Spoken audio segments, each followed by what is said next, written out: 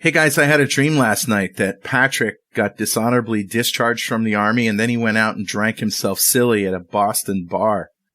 Is that a dream? Yeah, What? They took away his khakis. So you're revealing Get it? personal information about me. Khakis, Boston. Khakis. Oh my God.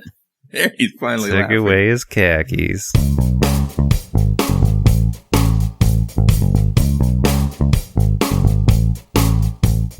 All right, guys, how you doing? Good.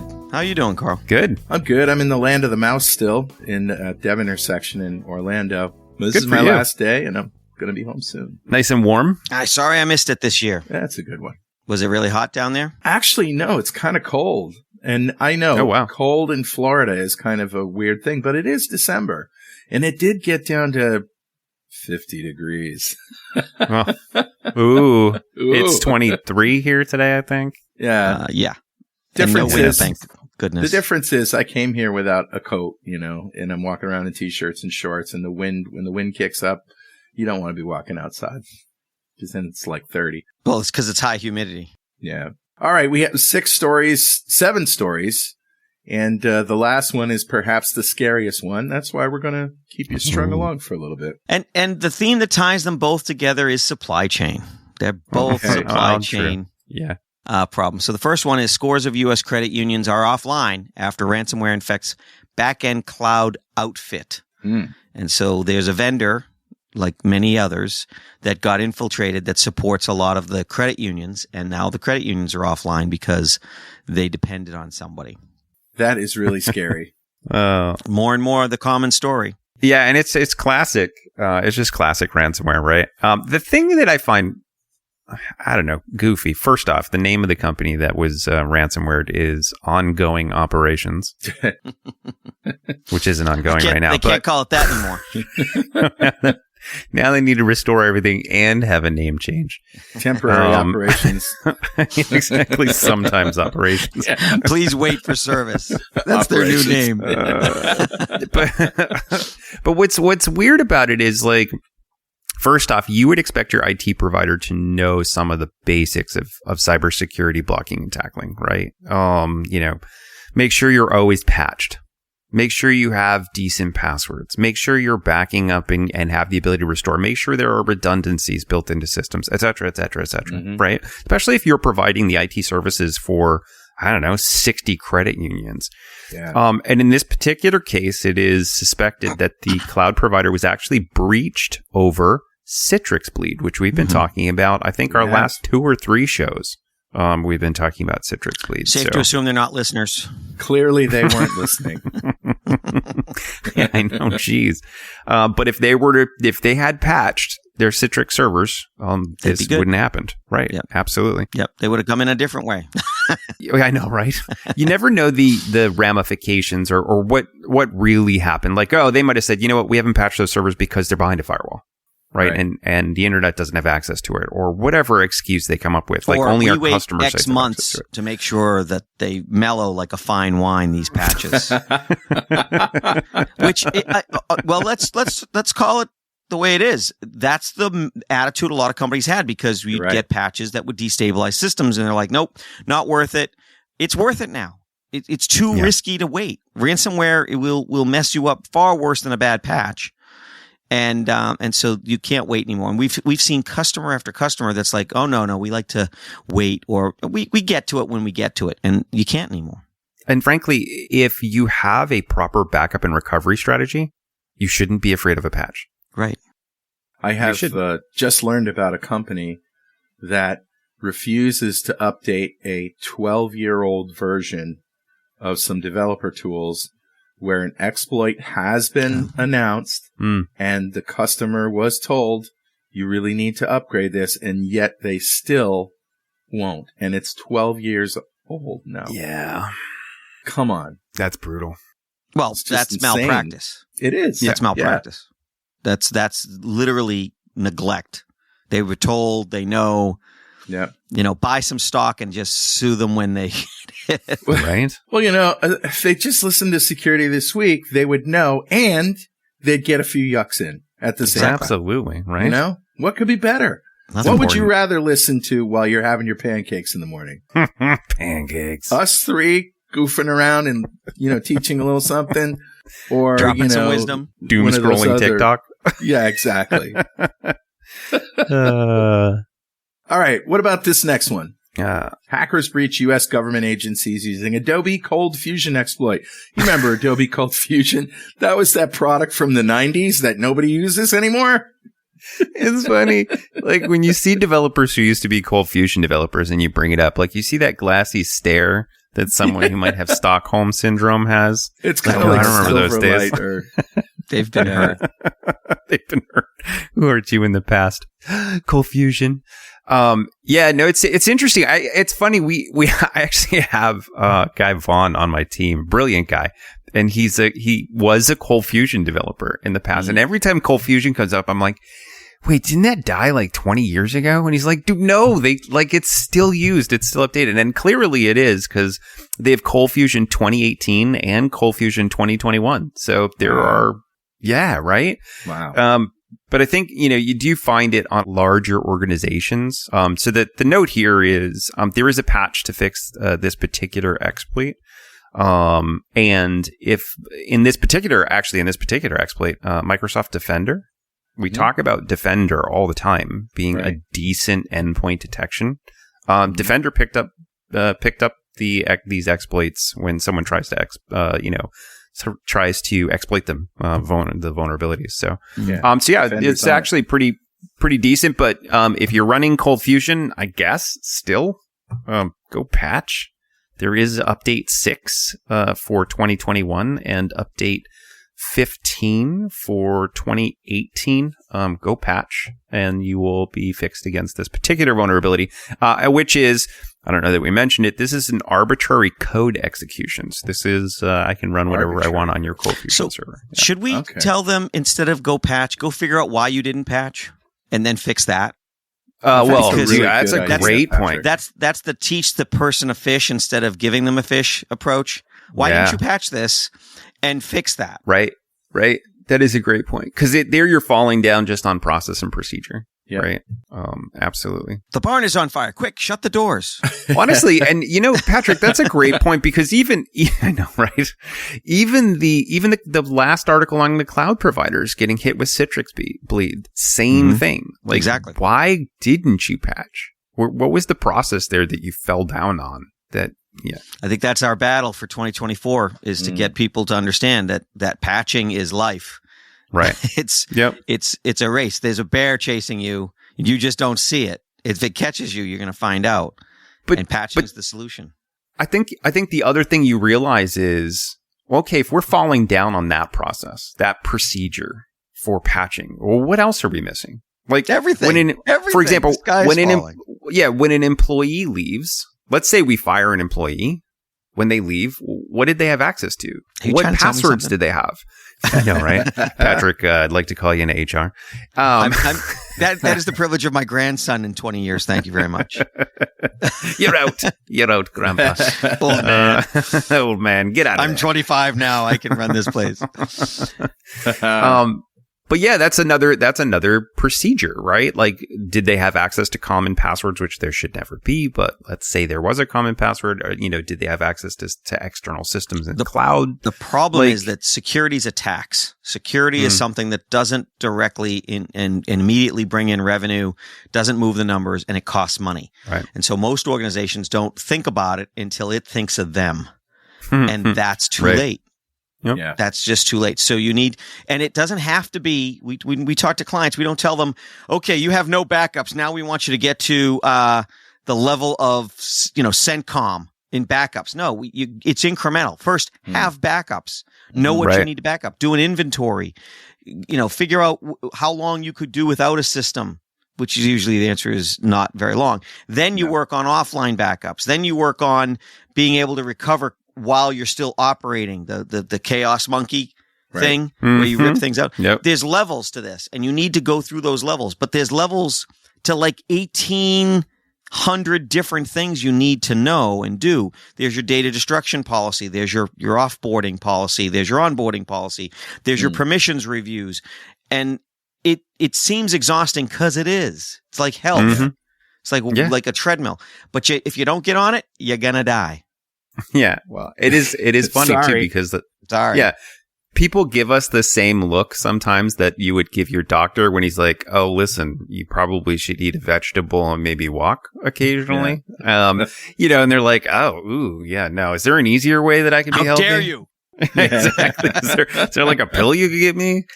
Yeah, we get the same look. Anyway. Yeah. The Honorable Ronald Reagan said that ketchup is a vegetable, my friend. You should be pouring ketchup on your hot dogs. And a fruit, so you get both. I do. That's why I put ketchup on everything. And I think hot sauce is deputized in that regard. Agreed. No, you cannot put ketchup on the chicken. Chicken. It's not my name's Heinz, my friend. I can put ketchup anywhere I want. Okay, clever spelling joke. Well played. Hey, if I'm not going to get the money from the fortune, I should at least benefit from the double entendre. All right, so we hacked that one to death. Do you guys remember Mad Magazine? Yes. Oh, yeah. You remember Spy versus Spy? Yep. Well, this next story is AI versus AI. Oh my gosh. AI jailbreaks AI.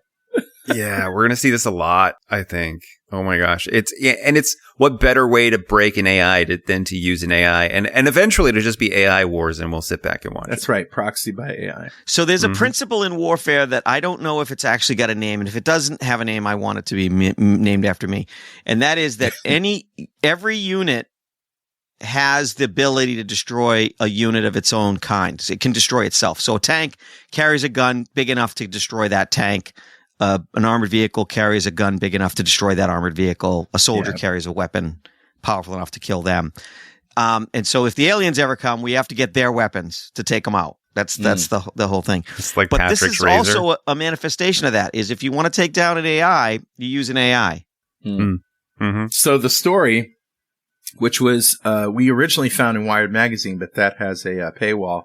So I found it on futures.webshandwick.com. Oh, I thought you were going to say Mad Magazine. Webershandwick.com. Okay.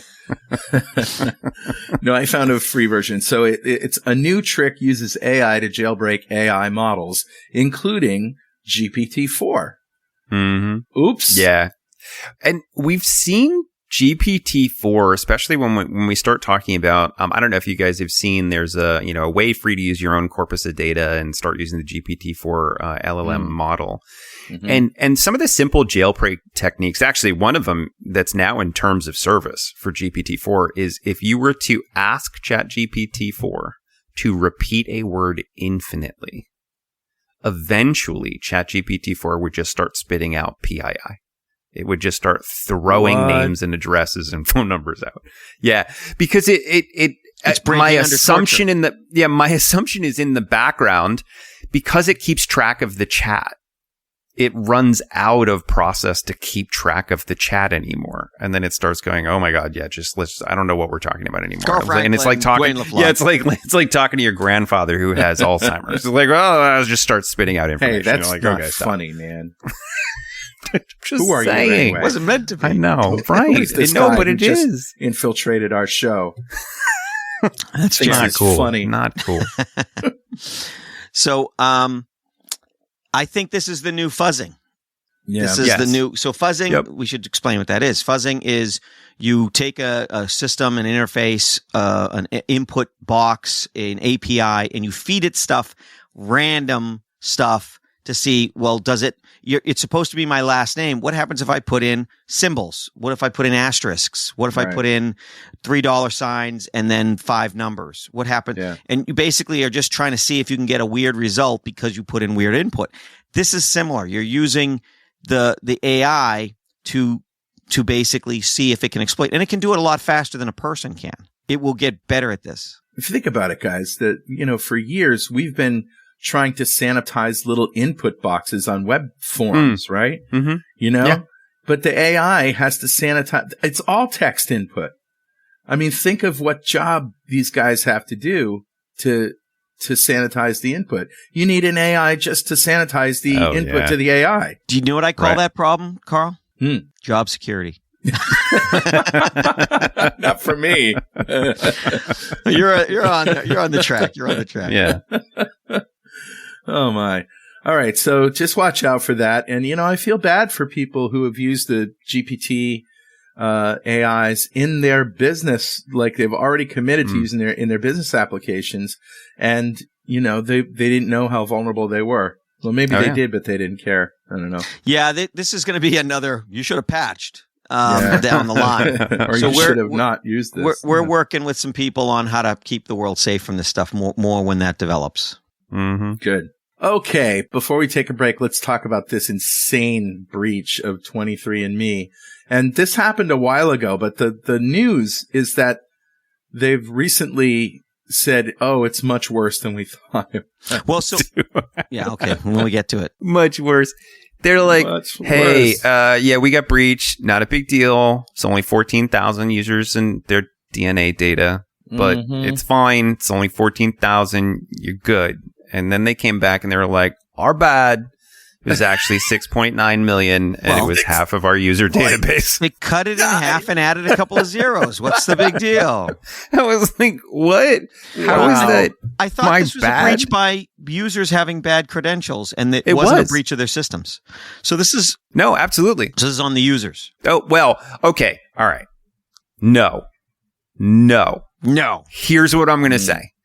Any application that allows you to use a shitty password at this point should be burned. Okay. Seriously. I mean, at this point, if you were to accepting usernames and passwords and you don't have multi-factor authentication that's going to make sure that people's crappy passwords aren't going to be breached, or they allow you're people not to checking. Replace the A's with @ signs. Oh what more can they do? I'm sorry. This password is longer than 8 characters. Please change it. Exactly. Like, good Lord. I've seen that. I have seen that too. Yes. How insane. It's like, what are you trying to save? Disk space? I mean, what the hell? So needless to say, I think the onus is on the company. You should be protecting the user's data, even from themselves in some cases. I get it, right? But you can't just be like, oh, Mr. User used a crappy password, and now you've allowed other people to see other, tons of data. Bad on you. Like, no. Like, you should be, if somebody was pulling 6.9 million users worth of data, maybe detect that.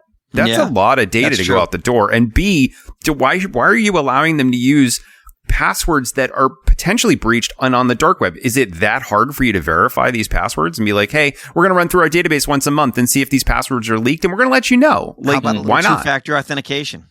Yeah. Is that even allowed there? I don't know. I don't know if it's even allowed on that system. Yeah, absolutely should be. I don't know if it is or isn't, but if it's not, it should be a standard.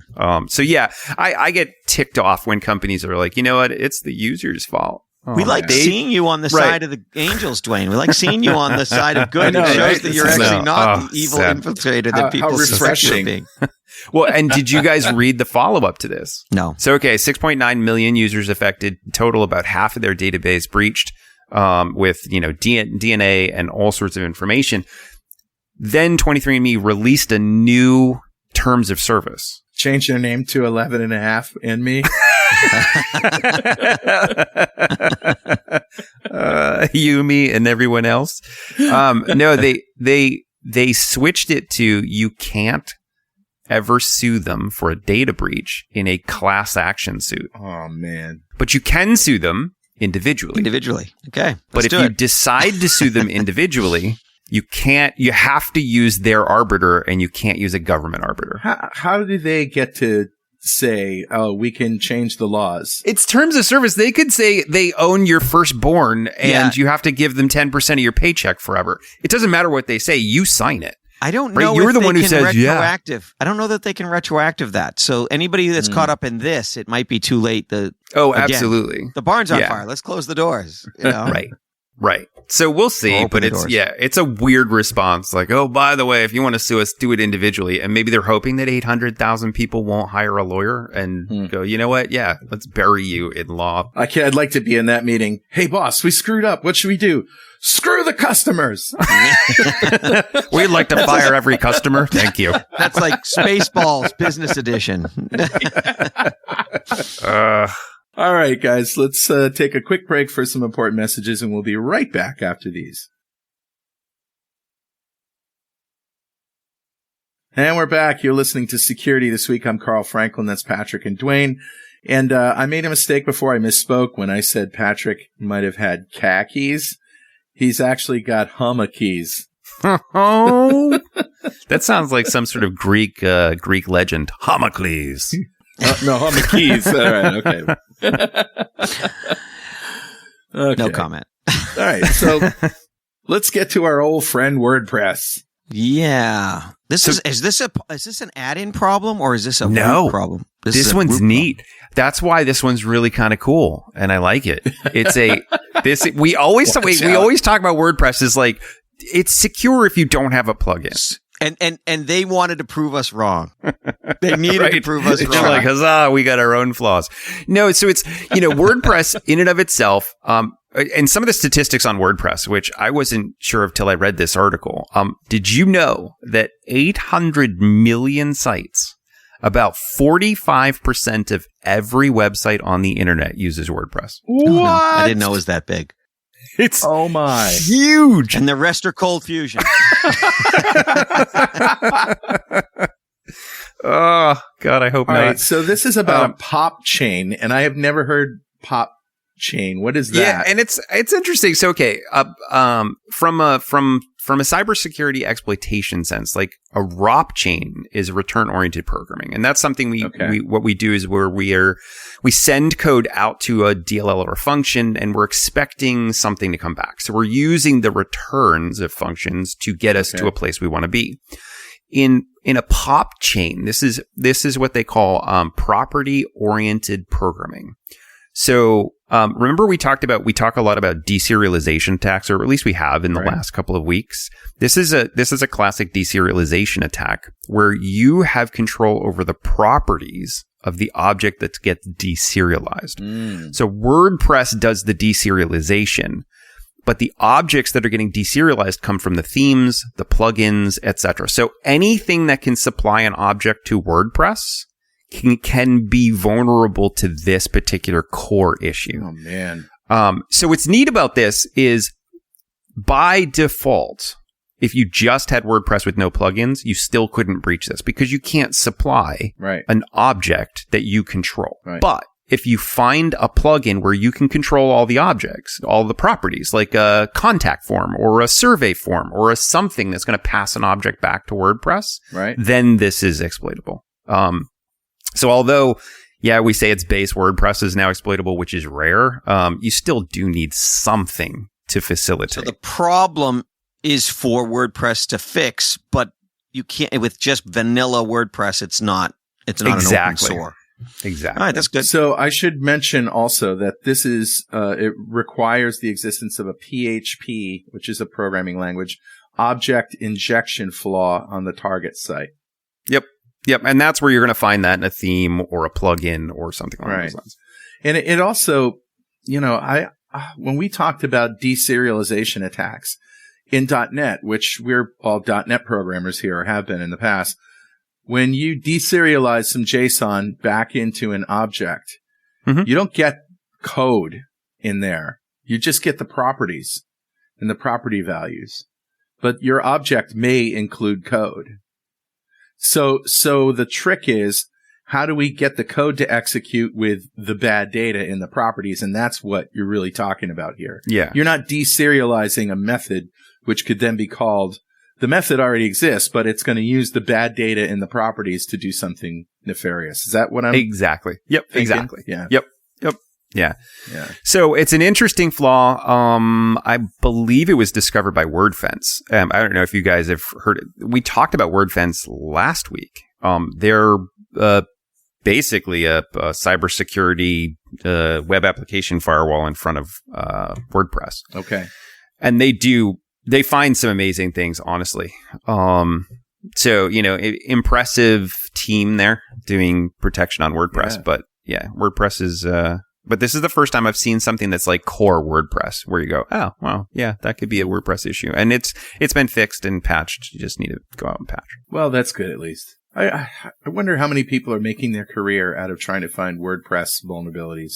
Oh my! Well, with 45% of the internet on it, probably a fair bet. It's a good bet. Yep. Wow. Or just write plugins. Yeah, make them vulnerable. Hey, Uncle Carl, I want to go into programming. No. You should sit at home and hack WordPress. Yeah, exactly, right? And sell it to the highest bidder. In a non-extradition country. Yeah. Okay, so Apple is in the news. And for good stuff. This is kind of neat. I mean, tell us the story about what they've done with encryption that we might not even know about. Well, before we do, can we talk about the push-pull between business, consumer interests, and the government and law enforcement interests? So the first, that absolutely plays into it. That's the key. So the first thing people need to understand is that it is in your best interest. It is in our best interest for really good security to be implemented in communications, for your data to be encrypted, for your communications to be encrypted. And the companies many companies, Apple being one of them, want to accommodate that because they want happy customers and they don't want to get blamed when there's a data breach. So if they fall down, it's a second layer of security, right? The government, most governments, especially stupid governments, and law enforcement, especially stupid law enforcement, want back doors into that data so that when there's a bad guy, and there are bad guys, we know that, they can get to it. But what they miss is bad guys use those back doors because they're not ever invisible. They're never going to be completely secret. And other governments will find those back doors. And so they're just opening up their citizenry and their businesses to espionage and hacking.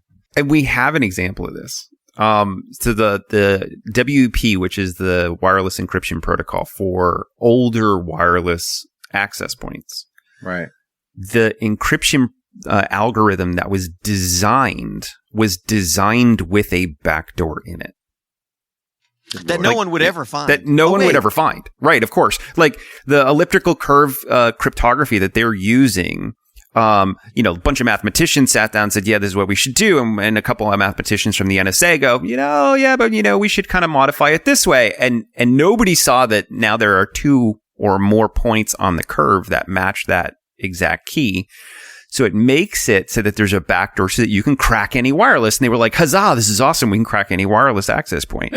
Problem is now everybody knows about it. And there was for years the gift that kept on giving where we could break into any website or any wireless access point just by sitting out in front of the business for 10 minutes, gathering enough packets. So yeah, but they think they're smarter now. So they think they'll be able to, and actually in this story, it's like, why are you even giving them access to encryption? Right. So let's talk about the story.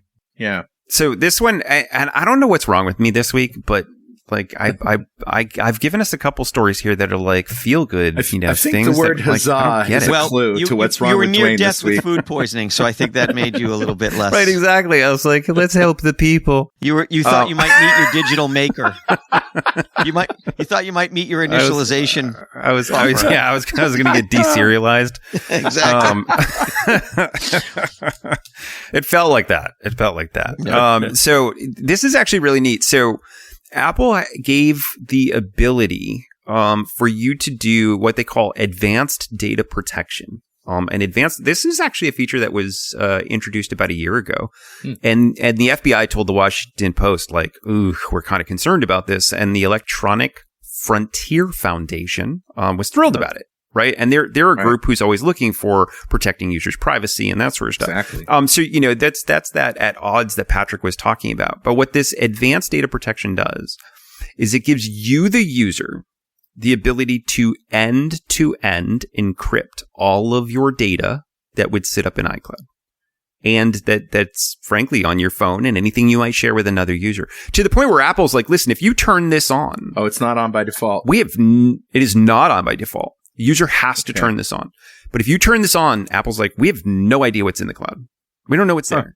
Well, if you share with another user a photo from iCloud, we don't even know what that photo looks like. We don't even know it's a photo because your phone is going to exchange private keys with the remote phone. And at that point, you have end-to-end encryption.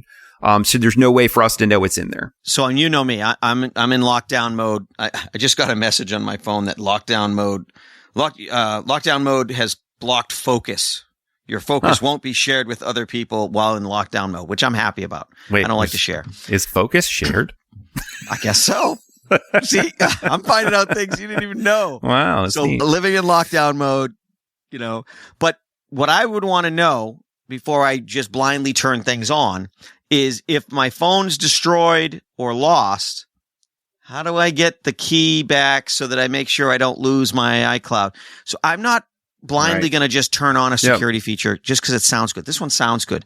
I think we need to do some research. We need to figure out what happens if my phone goes away and I need to buy a brand new phone. Is there some like 89 character password I should have remembered that I don't remember? Yep. Right. So the recovery is very important. Yeah, and I've just posted another link into our Slack here, which we will put up with the show notes. And this is straight from support@apple.com, where they say, yes, advanced data protection requirements. The user must set up at least one alternative recovery method, one way like an email. Or more to recover contacts and recovery keys, which can then be used to recover iCloud data if they lose their account or lose access to their device. So, cool. Yeah, this article actually does a really good job of explaining A, how to enable it, and B, what the ramifications of enabling it are, and the things you should be careful of. But yeah, absolutely. I think I'm going to be using it before the end of the year. Okay. I like it. You have to let me know what happens. All right, so now let's get to the clickbait story. Clickbait. Let me summarize the headline. We're all screwed. And that's our show. And that's the show. Yeah. Have a nice holiday. This is LogoFAIL exploit bypasses hardware and software security measures and is nearly impossible to detect or remove. It's so awesome. You're screwed. It's so awesome. and so this one's neat. So okay. It's like the plague of software. So Dwayne's back. This is neat. Exactly. I've recovered. Awesome. So if you, and even if you have secure boot turned on and you have BIOS passwords and you have, none of it matters. None of it matters. Well, first of all, what kinds of systems does it affect? So it affects any motherboard BIOS that is a custom, gives you the ability to do a custom logo. Any BIOS. So there's tons of BIOSes that support this. There are certain that don't. Like Mac doesn't, Dell doesn't. Like you can't change the Dell boot logo when you're booting up your computer. But any other motherboard pretty much does. So most of the motherboards do. You got to love it when corporate self-interest and vanity wins.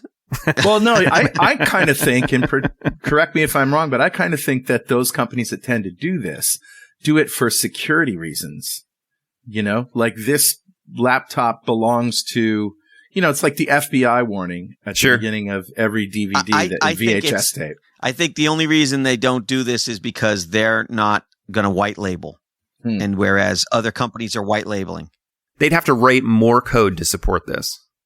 So why do it? Right. Yep. We're just going to throw one logo in, we're never going to change it, whatever, move forward. I see. That is the power of surface area. The less features you have that you're not going to use, the less likely you're going to get bitten by a surface area, by an attack that doesn't matter. Like the printers that we hack, that nobody knew they had that feature. That we hear that all the time. Right. Yeah. So this one, what you do is, when you boot up your computer and you get that nice, logo, that Acer logo or whatever it is that pops up before the computer even boots. It's during what's called post. So the computer is posting. It's looking for power on self-test. Yeah, it's testing out all of the equipment. It's testing out whether it can communicate with the drives. It's testing whether it, RAM access and all that other good stuff. While it's doing that, it's showing you a logo. That logo on most computers, most BIOSes can be changed because when you update the firmware on your motherboard, which now at this point people glaze over, go, wait, you can update your motherboard? Yes, you can update your motherboard. But when you update the logo on or update the firmware on your motherboard, over time, these organizations like to change their logo. Right. So they do. They give the ability to change the logo. Well, in this particular case, there is an exploit in the logo, the way that the logo is parsed by the BIOS code. So when it goes to display it, you can run code. So now you have the ability before antivirus loads, before any endpoint detection loads, before anything loads, you now have the ability to run whatever you want. And there's a proof of concept video with the Tom's Hardware link we'll put out here that actually shows the researcher running a Python script on his desktop. It replaces the logo on his BIOS. He reboots, and when he comes back, there's a file on his desktop that the logo had created. So it has access to the entire system. And he had the latest BIOS update. He had secure boot on. He had, all of the Intel measures you could turn on for the CPU. Like everything was turned on, and none of it saw anything. But do you have to be on the keyboard? And this is why Grandpa is still using a DOS machine. I know, right? So can you do this over a shell, or can you have to be at the keyboard? You can do this over a shell. As long as you can run something from the desktop. Highly privileged or not? I don't know how privileged you need to be. Usually these types of things, because they're accessing a driver, do need to be an administrator, but that's not hard to get with PrivEst anyways. So if I could fish an administrator and get them to click on an executable or a link, and I could run Python code. Yeah. Now, chances are in a corporate environment, it's going to be a Dell, right? So you're not going to be able to exploit it. But home users, most of them are running an administrator anyways.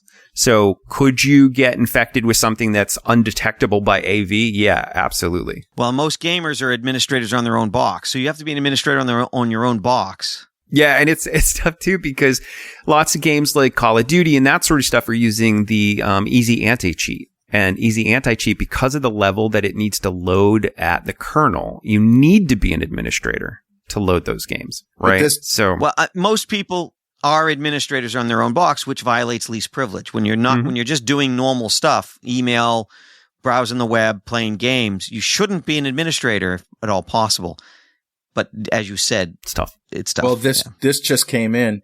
If you're a 23andMe user and you get LogoFAIL, then it's going to use CRISPR to modify your DNA, and you're not only screwed, but you'll turn into a monkey.